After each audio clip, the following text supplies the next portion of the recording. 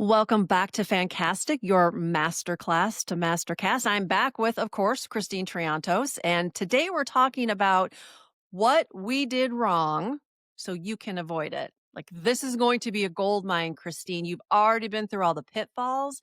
You know what to tell firms not to do. So I'm super excited about this topic because I know revealing what you did wrong so other people can avoid it is always hot, hot, hot. Yeah, no, and it's fun and it's exciting, and this is why Michelle and I are so passionate, right? Because we just feel like what can we bring to firms? What can we help firms with? Whether they're existing practices or their startup, in CAS. And so being early adopters in this space, because Michelle and I started our CAS practice about 15 years ago. So being that early adopter was fantastic. I went to one of the first AICPA workshops that they put on for the CAS workshop. It was so great. But again, back then, 15 years ago, we weren't as connected as we are now. There wasn't as many webinars and all of those fun things. So um, we just were on an island, right? And it's, building CAS and a tax and audit traditional public accounting firm was just learn as you go. And so we failed a lot. And so that's, what we just want to bring to the table today, which is really fun. Yeah. Shaved So, I years mean, off of my life, but it is fun. don't you wish you had had you back then to avoid all of those pitfalls? I mean, yes, but I mean, because it was such a new practice, I don't even know how you would get to that, out of Yeah, the gate. So, yeah, but yeah, yes. yeah, yeah. So that's your origin story. Basically, you started with no blueprint and you probably had to build the plane while you were flying it, I imagine. And you make a lot of mistakes when you build a plane while you're flying it. And I imagine one of those big mistakes is in the category of pricing. And I know everyone's ears perked up when I say pricing. So what mistakes can you help firms avoid when it comes to pricing? Yeah, I think that there's many, but we'll talk about just a couple, right? First was coming out of the gate from an hourly rate structure. It was just when we weren't doing prospect analysis, we weren't accessing the client's data in advance, and you just think, okay, nothing could go wrong if we just come out at time and materials, and we'll just bill the client for the time that we incur. Well, the expectation on the client's end is really going to be always minimal, right? Minimal fees. It's not going to be that bad until you get into their data and you lift the hood. Do you see how broken and messy that is, right? And so then you're incurring just huge amounts of time at that hourly rate, and it depends on who's looking at that data. And generally, when you're onboarding, it's at that done at the higher levels, right? And so it's a higher rate. And so what we just found was two things. One, we incurred more time, and then we thought, gosh, can we really bill all of this time to the client Right. without them freaking out and running Yeah. away? And then the second piece of that, though, is that when you come out hourly, the client then focuses, their value focus is how much time did it take you to complete these specific tasks, Well, rather than I'm here as your trusted advisor, call me for what you need, and you're not nitpicking how many hours it took. And I always tell firms too, because then when you go from hourly to fixed fee, you just decrease your margins, right? Because now they know how much time it took you, right? And so it's that due diligence of the prospect analysis prior. So that was one of them. so I mean, so what caused the misses? I mean, it was the prospect analysis. Were there It, other reasons that it you've ran was into scope creep well, issues?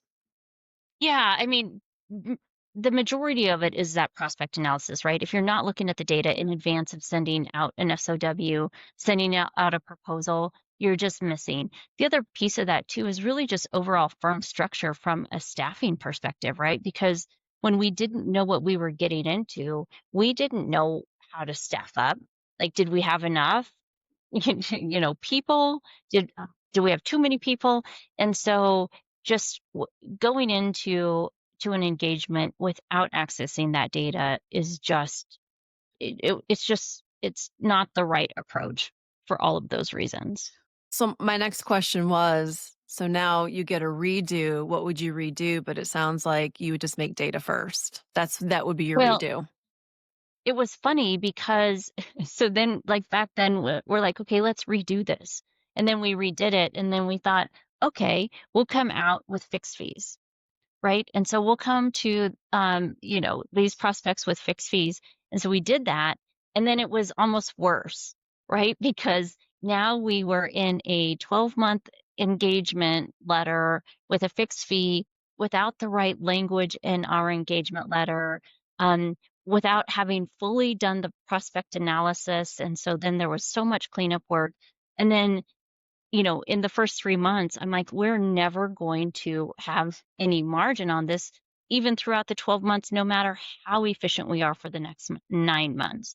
And so every decision that we would make, it would take that, like, 12 months to reverse that, right? And so Hmm. now we're, like, years into this, and we're like, "Gosh dang it, we still can't figure this out."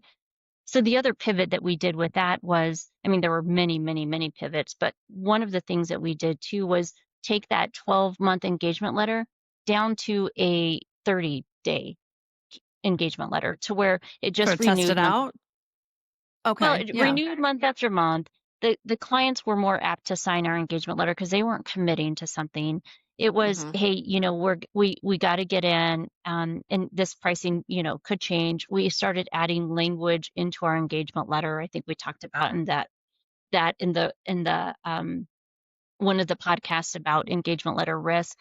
It's Yeah. basically like this fixed fee is based on volume and data at this point in time. And should that volume change X% over a consecutive period of X amount of, 30, 60, 90 days, we will have the fee discussion on how that's going to change. Right. And so there is that piece. But then also, we just got better at identifying the revenue streams and buckets so that it wasn't just out of the gate was just the monthly fee. Out of the gate was Yeah. onboarding and transfer of knowledge and all of the revenue buckets that we can do an entire podcast on too. Um, and so that was part of how we started to fix that. And so Yeah. protecting ourselves, the firm with mitigating risk from that perspective was huge. Yeah. And I think that leads really well into the next topic, which are boundaries, expectations, and client behavior. So I'm sure you had some tough clients along the way who didn't want to change. Like, can you give us some examples of that? Maybe like what you did about it? Yeah, and so I think that yeah, that's a huge piece, right? Because when we talk about, everything is what are we going to deliver to the client? How timely are we going to be? What does that look like?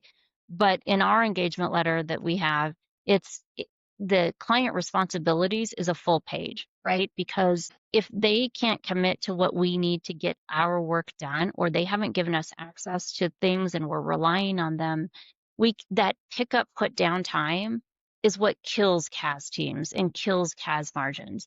And so also with that being said too, setting those boundaries and expectations of, if there's data that the client needs to send to us, they have to send that data on X date in order for their financials to be delivered by the 15th, right? Like we put in our engagement letter, from the time you give us the last piece of information, we have 5, whatever that is, business days to complete. And so if you're late, your deadline for when financials get back to you also slides, right? Because if you don't do that, you're not protecting your team. You're putting them into a panic stress mode, and you're not Hmm. protecting your other clients that you have commitments to for those other deadlines, right? And so, Yeah. um, yeah. Anything else to add to that? I mean, this is a pretty big topic, right? In terms of boundaries and expectations. Anything else? Any other nuggets of information you can offer?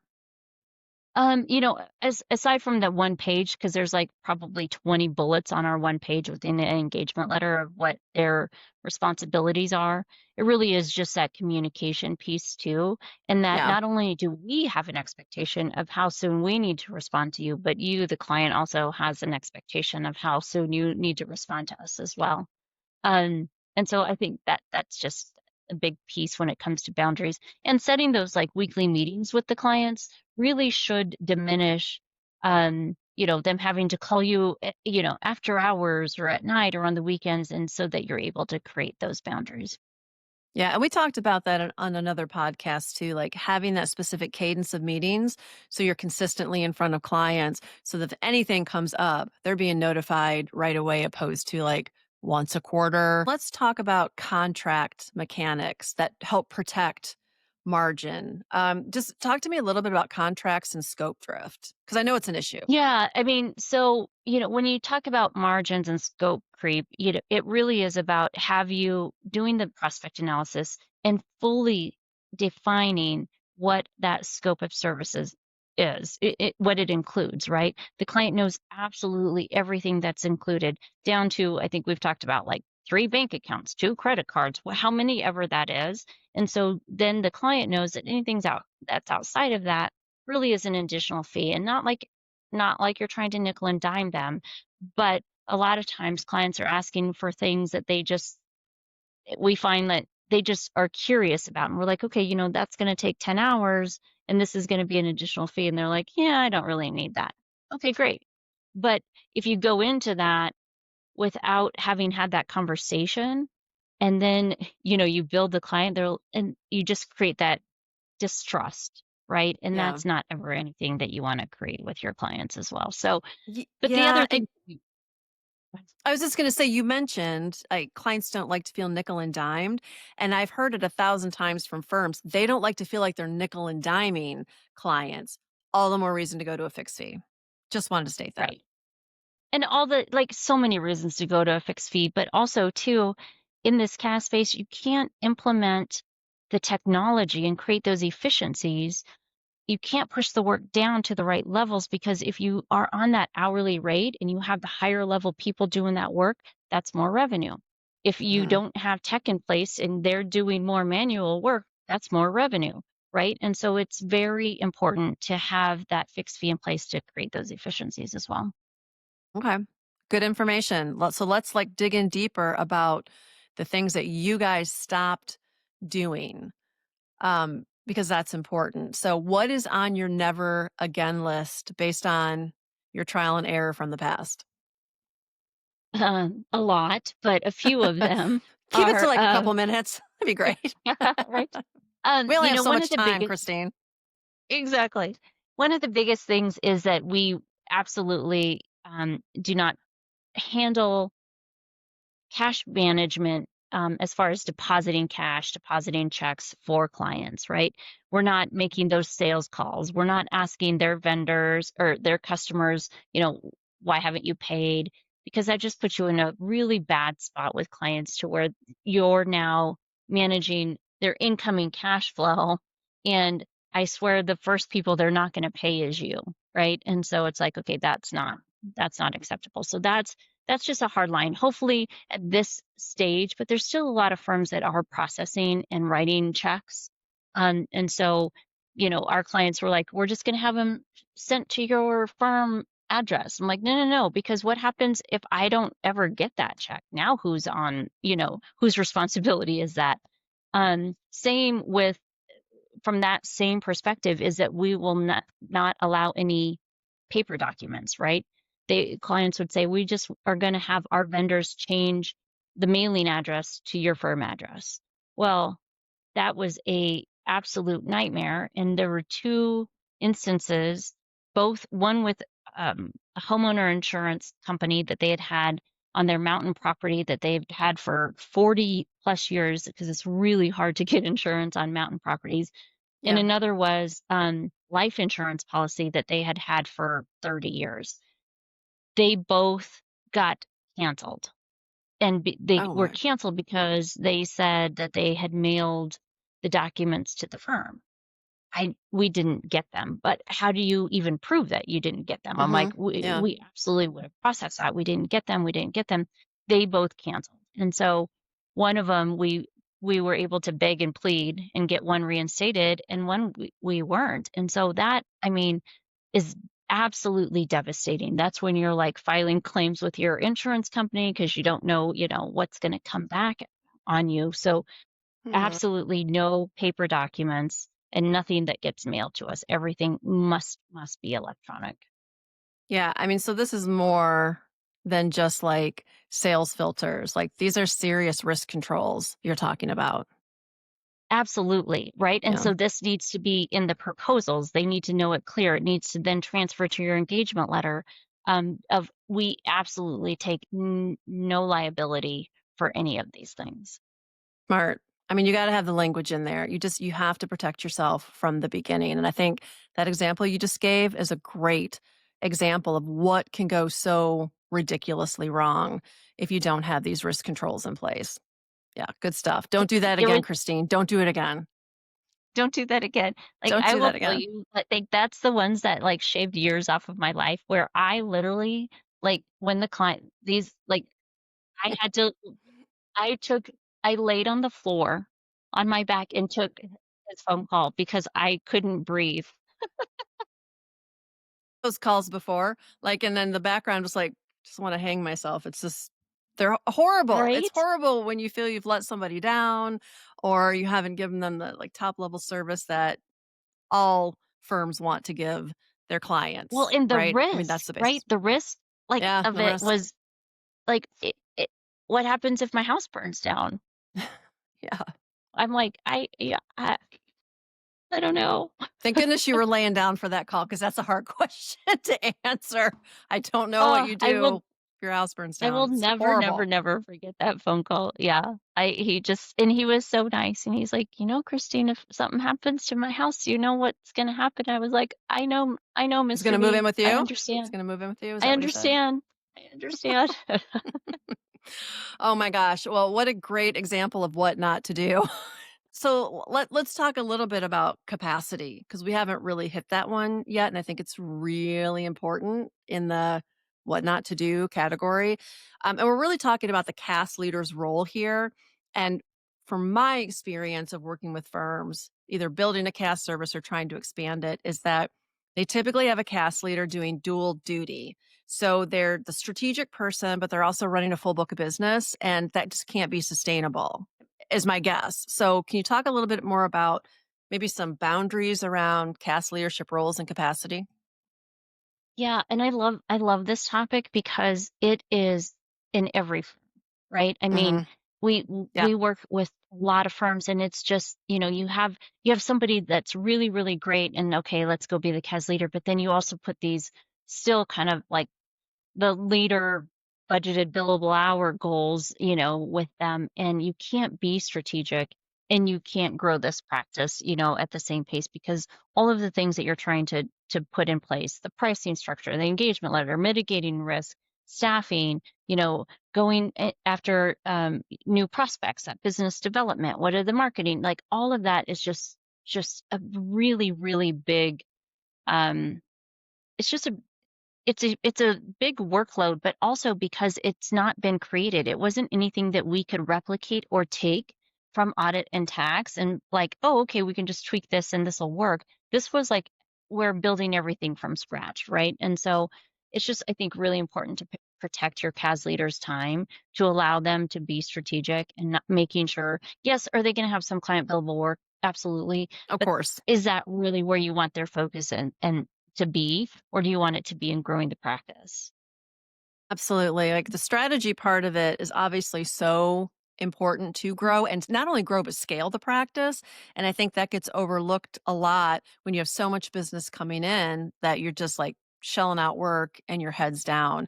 And I think we talked before too that a lot of times the CAS departments, we'll call them, don't get a lot of like extra resources. They tend to start on a skeleton crew anyway. So like Right. protect your CAS leaders' time.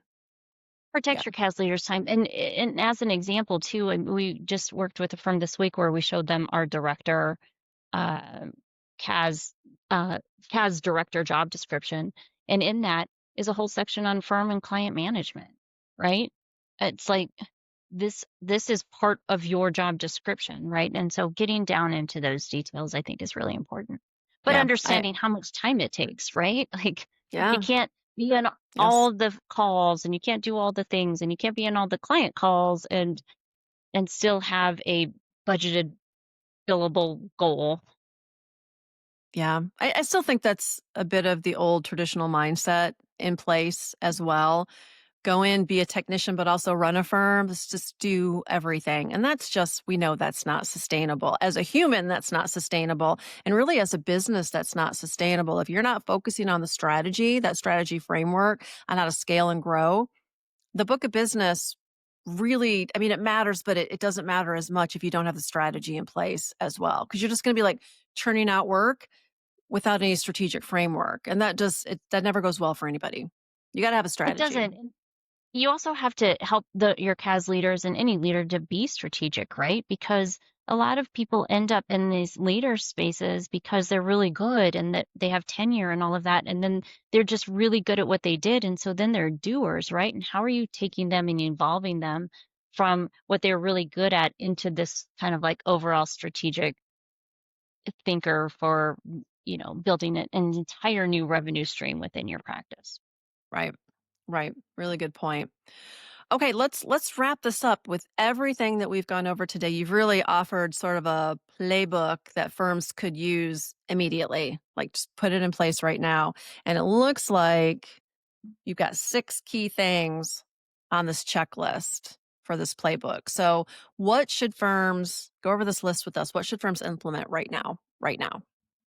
So first is never send a proposal or pricing structure without doing that prospect analysis first, Yes, right? yes, yes. Accessing the data, get a signed NDA that from them that you will sign on for their data, obviously. But always do that prospect analysis first. Second is making sure that you're mitigating risk by having that engagement letter language around the client responsibilities, around the volume change and price increases, and everything that we just talked about too. Third is making sure that you're identifying your revenue streams. And this is really important. We'll do a separate podcast on this, but identifying your revenue stream so that you're not coming out of the gate without with, with cutting into your margins in any aspect because the revenue buckets have different prices attached to it. Then identifying like your barriers to entry, right? What will you absolutely not do, and making sure that the client understands and knows that, and that's in your engagement letter as well. Um, Protecting your CAS leader with that leader capacity we just talked about, right? To just like let them be strategic and give them time to do that.